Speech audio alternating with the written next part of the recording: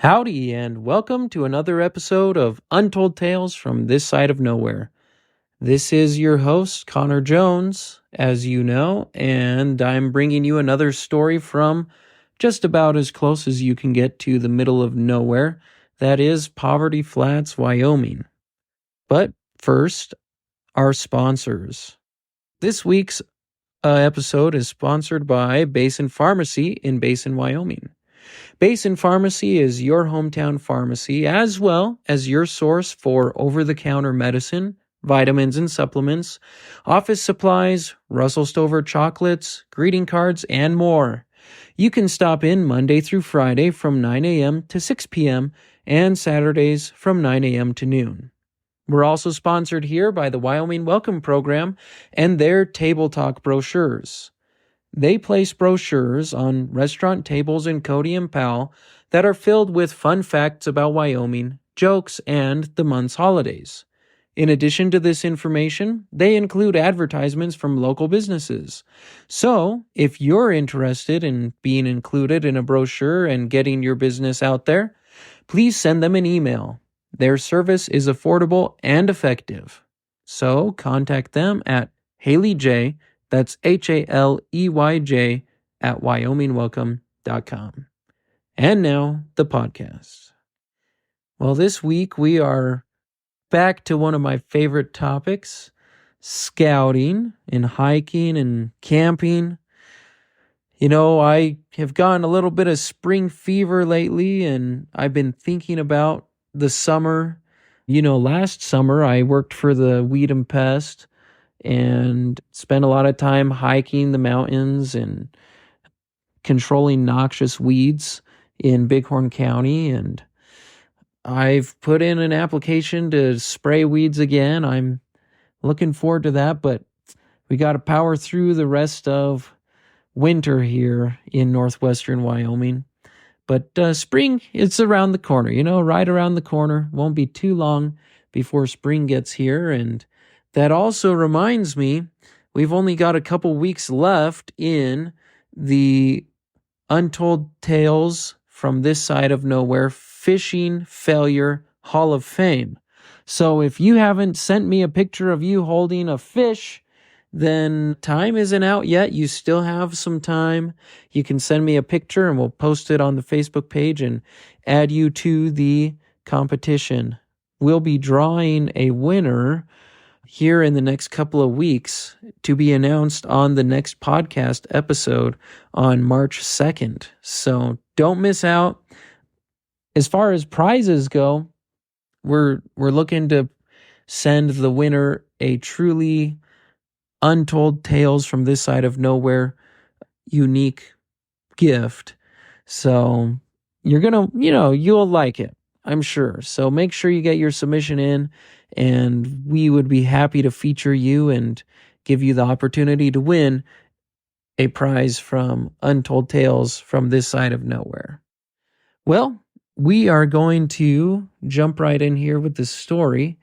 This week, our story is titled Making History. Here goes.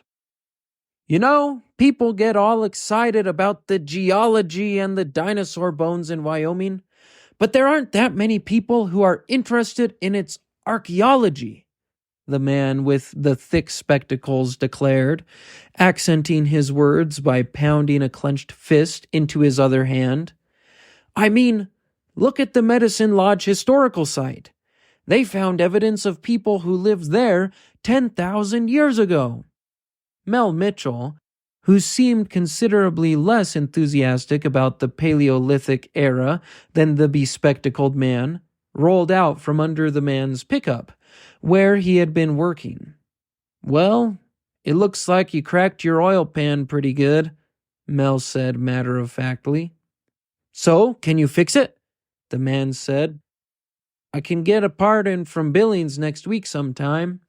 I'll have to replace the entire oil pan, Mel grunted, pushing himself up into a sitting position and wiping at the grease on his hands. Next week, the man shouted in a shrill voice. I need this truck. I've got a dig to excavate. I'll get to that site or die trying. Well, You might be going to a dig site, but this truck isn't going anywhere, Mel shrugged. If you drive it, all the oil will be gone in minutes, and you'll destroy the engine. Do you need a ride someplace? The man's eyes bulged, and for a moment Mel had a vague notion he just might explode. Arr! You small-town mechanics don't have a clue what you're doing. I'll call somebody from Billings. Mel shrugged and wiped at his hands while the man stormed off. Who was that feller? A gruff voice said from behind Mel. Mel turned to see Eli Lyman walking toward him, a mud tire rolling leisurely in front of him like a giant, muddy black dog. Oh, hello there, Eli, Mel replied. That was some archaeologist type from the university up in Bozeman. He's been driving all over the bighorns like a maniac, and he finally put a rock through his oil pan. Doesn't believe me when I tell him he can't drive it. Well, Eli grunted, some folks just know more about rocks than they know about trucks, I guess. I suppose you're right, Mel agreed. Now, what can I do for you? I've got a mud tire here, Eli said. I think I must have driven over a nail or something, and I'm taking the Boy Scouts up the mountain, so I think I'd better have this fixed up so I've got a spare. Be prepared, you know, Eli grinned. Well, let me see what I can do, Mel said. Us boys had been begging Eli to take us to Cattle Rustler Cave for weeks. Ever since school had gone out at the end of May, we were itching to get up into the mountains. Eli had been our scoutmaster for a few months now, having taken over for my friend Marty's dad, Mr. Flincherton. Eli was everything you would expect from a true scoutmaster. He commanded a wealth of knowledge when it came to the outdoors, having spent countless days and nights hunting, fishing, hiking, and camping in the mountains near our home of Poverty Flats, Wyoming. Rumor had it he had hiked over nearly all of the bighorns, and except for the one summer when he got lost for about a week, most of the time it was on purpose. He was a woodsman, the likes of which have become scarce in our modern society. Eli had a deep connection to the land, forged by years of experience, and not lessened by the amount of dirt he carried on his person and had plastered in the form of mud on his old Ford pickup truck. We weren't entirely clear on what Eli did for work. We had an idea that he had been a government trapper at one point, but his apparent lack of employment bothered us boys far less than it seemed to worry our mothers. If Eli didn't have to be at an office every day, then it was that much easier for him to take us scouts on adventures. Since his arrival as scoutmaster, we had already gotten the Automotive Maintenance Merit Badge, the Wilderness Survival Merit Badge, and the Fish Cleaning Merit Badge, which we boys had never heard of before, but Eli insisted was a real thing. Now, we had our sights set on the Camping Merit Badge, and with the advent of summer, we were ready to do some serious camping. All right, boys, Eli said, holding up his hands to quiet us. For the camp out tomorrow, ya won't have to bring a tent. We're gonna sleep in Cattle Rustler Cave. A chorus of cheers greeted this announcement, and Eli flashed a grin that would have put Teddy Roosevelt to shame. Have your folks drop you off here at 3 o'clock, and we'll head on up the mountain, Eli said. We won't have to hike too far, but be sure to bring a couple liters of water in addition to some dinner and something for breakfast. See you boys tomorrow. My twin brother Fred and I were ecstatic, as were the other members of Troop 41. On the drive home from Scouts, we talked animatedly with our cousin Jim. Cattle Rustler Cave, I cried. It was where outlaws holed up back in the days of the Wild West, and we're going to spend the night in there. I can't wait, Fred added. Well, Mom said as she turned the car down our lane, I guess it will keep you boys out of my hair for a day. When Eli rolled up to the American Legion parking lot at about 3:30 the next day, all of us boys were ready and waiting. Each scout had a hiking pack sitting on the ground beside him and an assortment of repurposed juice jugs filled with the water Eli had instructed us to bring. Marty was the only one among us who had a canteen, and when he was feeling magnanimous, he let us have a swig. The water tasted like metal, but there's nothing more authentic than drinking from a real canteen, so us boys didn't mind. "Eli, what took you so long?" Marty huffed when Eli stepped down from his truck. "What do you mean?" he asked. "Didn't I tell you boys to have your folks drop you off at 3? "Yes, and we've been waiting here for half an hour," I complained. "Really?" Eli said innocently. "I guess my watch is a bit slow." Eli looked at his bare wrist and shrugged. "Are you ready to go to Cattle Rustler Cave?" "Yeah!" we chorused. "Well, then throw your packs in the back and climb in." We obediently heaved our packs up into the bed of the truck and proceeded to squeeze ourselves into the old pickup, which had somehow gotten filthy again, even though we had spent hours cleaning it in the course of getting our automotive maintenance merit badge. It had been a few weeks, I guess, which was apparently enough time for a dog to shed half its coat onto a seat. By this point in our lives, we boys were experienced at getting benched, but the ride up to the Bighorns was still a long one, with the 4 of us squished in the back like calves in a squeeze chute. Jim was the tallest of the group and the skinniest, so he would get wedged between a couple of us. Marty claimed he got carsick and therefore needed to sit by the window, though none of us believed him. That being said, no one wanted to find out if he was telling the truth, so he always ended up with a window seat. Fred and I usually sat by each other, and it was a constant battle to see who would be the last one into the truck, thereby securing the other window. Today I was pressed up against the glass in an effort to get some air as the truck bounced along over some ruts that had aspirations of one day becoming a road. "Couldn't one of us ride up front with you, Eli?" Marty wheezed from his position in Jim's armpit. "Up here?" Eli asked. "My dog Loper gets motion sickness if'n he can't stick his head out the winder. Don't you, Loper?" This last question was directed to an enormous dog of undetermined heritage, which, judging by the color of its coat, was largely responsible for the dog hair that coated every surface of Eli's truck. Loper responded to Eli's question by panting happily and taking a deep snort of mountain air. "Can you give me some space?" Jim gasped from between Fred and Marty. "I'm getting claustrophobic." At long last, the pickup bounced to a stop near a narrow trail that led down into some trees. "Here we are," Eli boomed as he threw open the clamshell truck doors and allowed us to fall out, panting, on the grass. "Grab your packs. We gotta hoof it down to Cattle Rustler Cave before it gets too dark to see." It wasn't too long of a hike up to Cattle Rustler Cave, but we didn't make very good time because Loper kept running off after rabbits and squirrels, and Eli would have to send one of us boys to run after him. Add to that the fact that Cattle Rustler Cave could only be accessed by climbing down a rope, and we were having ourselves a real adventure. "Eli," I asked as I dangled precariously off the side of the rock wall, "does this feel a requirement for our camping merit badge?" "Gurgle, smurf, gurf," Eli grunted. "What was that?"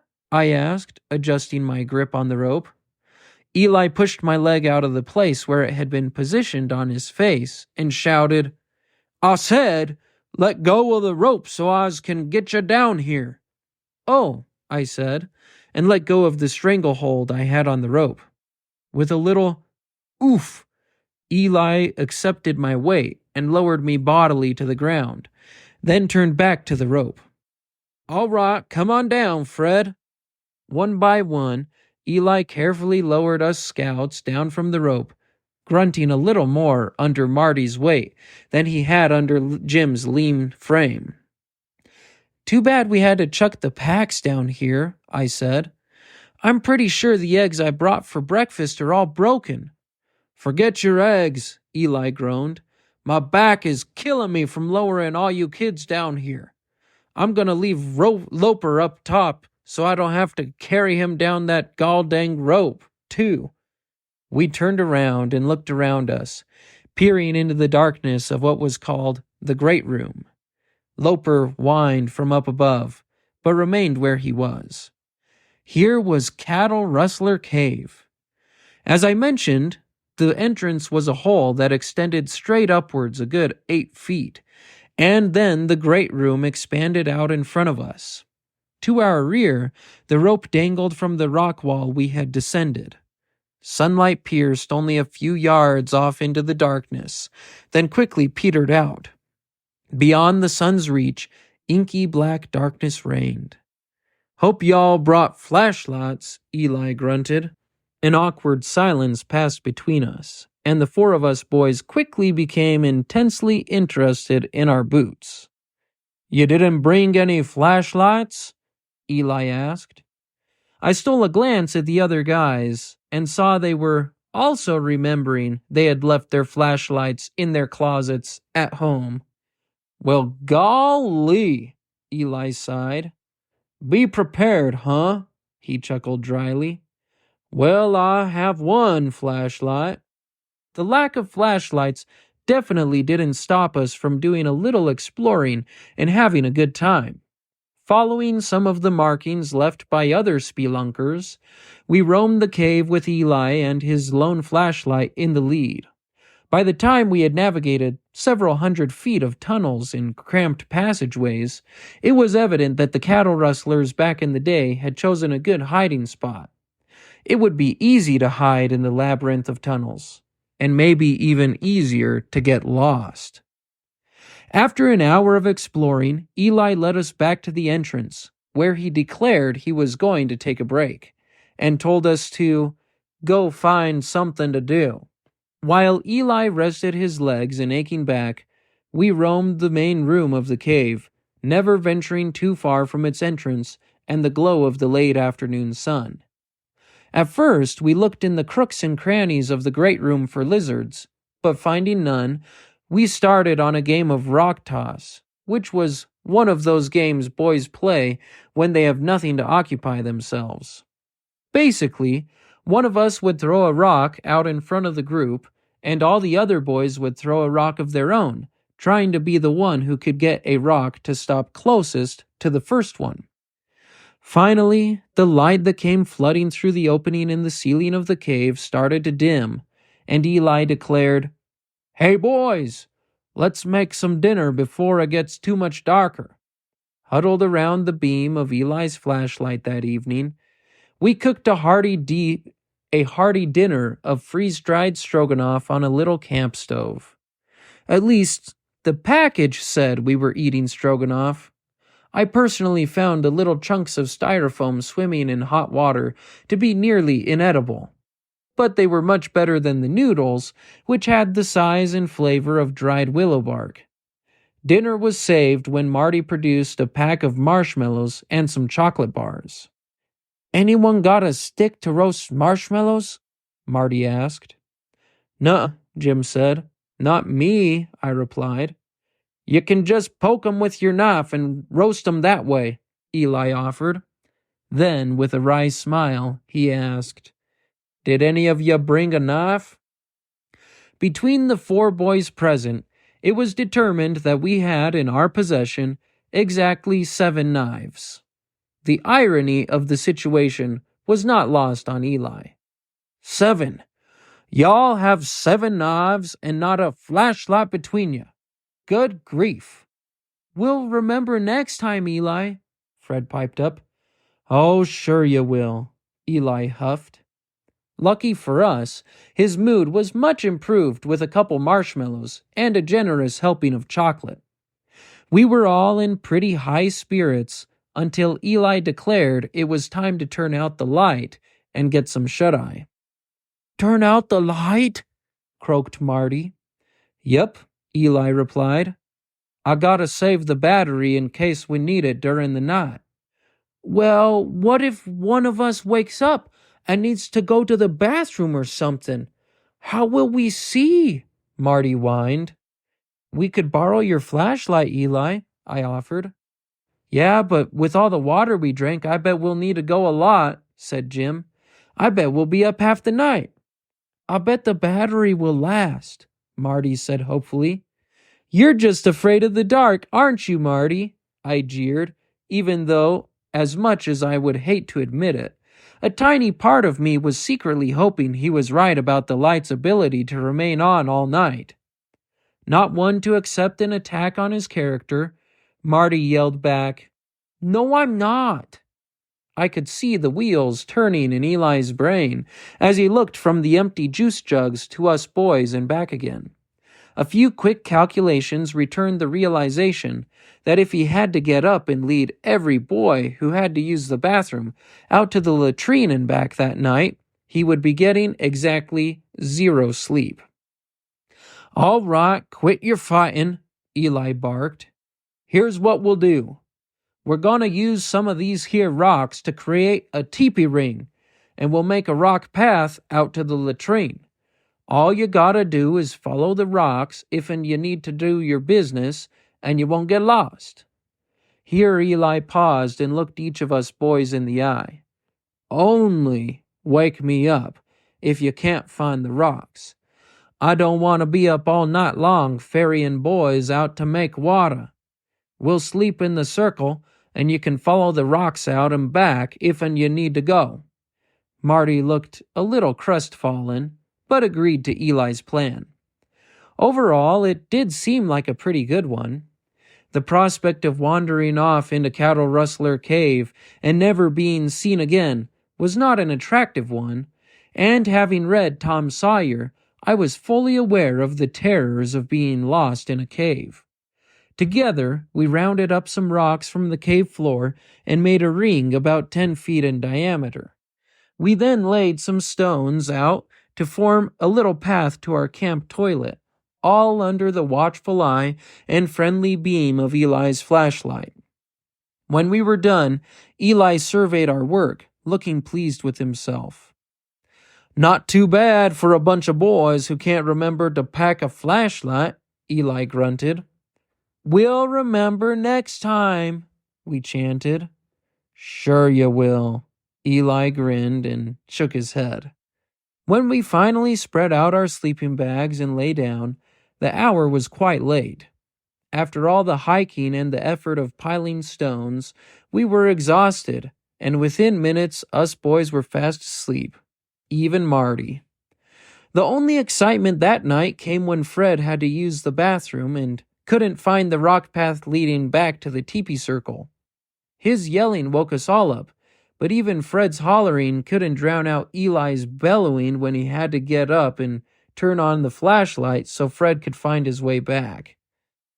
In spite of all this, the morning found us well rested in our little ring of rocks, and after a quick breakfast of scrambled eggs and toast, we packed up and clambered out of the cave to where Loper was waiting for us.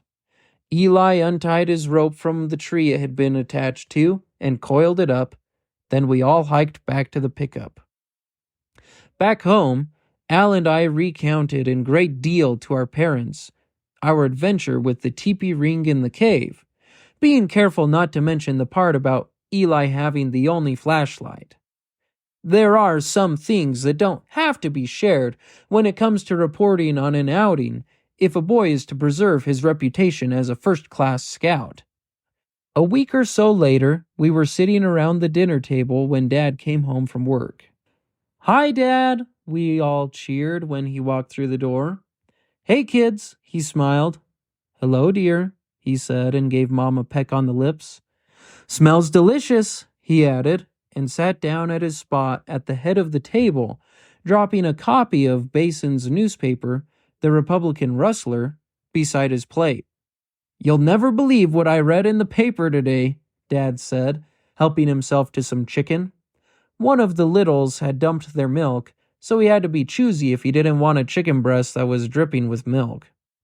What? I asked, my curiosity piqued. Well, Dad said, a huge grin splitting his face, it looks like you boys made the paper. Made the paper? Mom asked. What for? Dad's smile widened as he shook open the newspaper.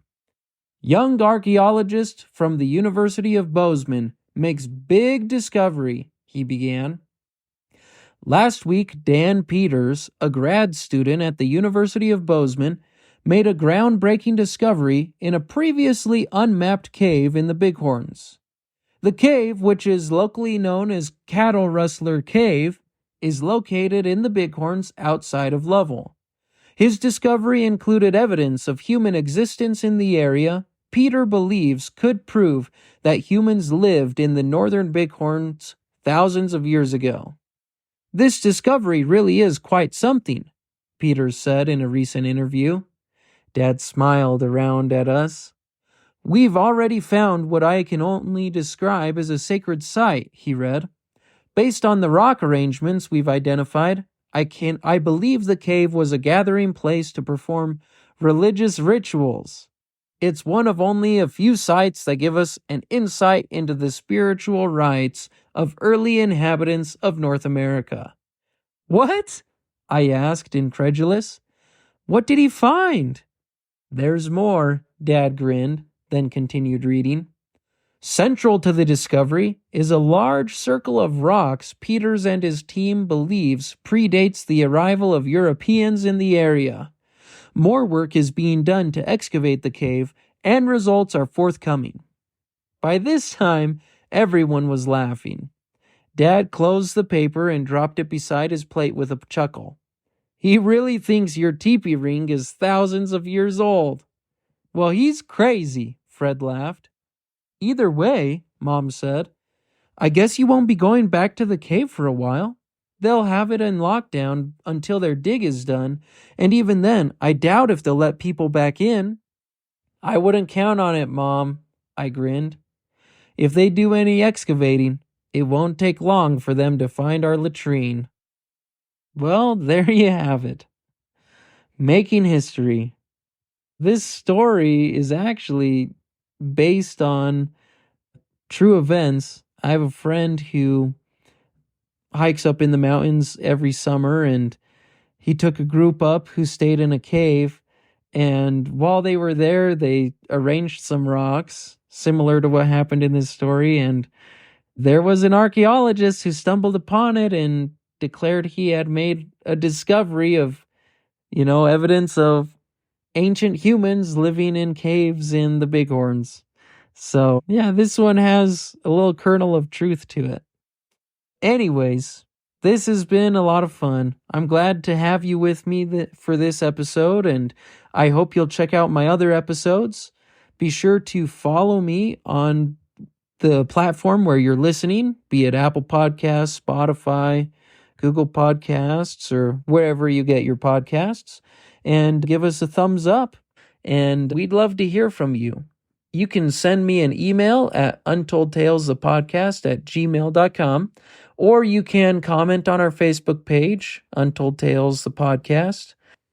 And until next time, this has been another episode of Untold Tales from This Side of Nowhere, where we work twice as hard for half as much and still find time for the important things, like fishing. See you next time, folks.